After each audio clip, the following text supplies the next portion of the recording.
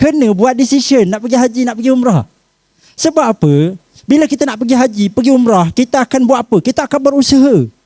Dari segi kemampuan fizikal, dari segi kemampuan kewangan, dari segi kemampuan tubuh badan.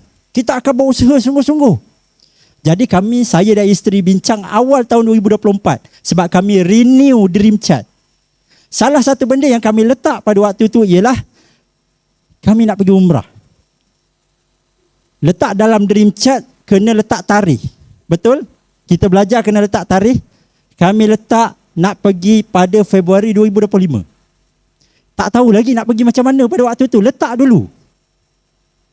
Tapi dalam masa yang sama kita usaha. Simpan duit, kumpul duit. Dan kemudian dalam masa yang sama kita cari peluang. Tapi tahun lepas antara tahun saya yang paling sibuk.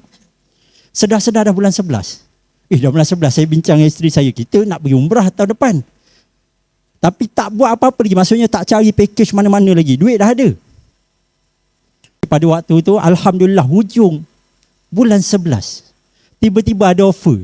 Siapa FMD nak pergi umrah sekali dengan mentor? Ya Allah. Macam doa kita dimakbulkan oleh Allah.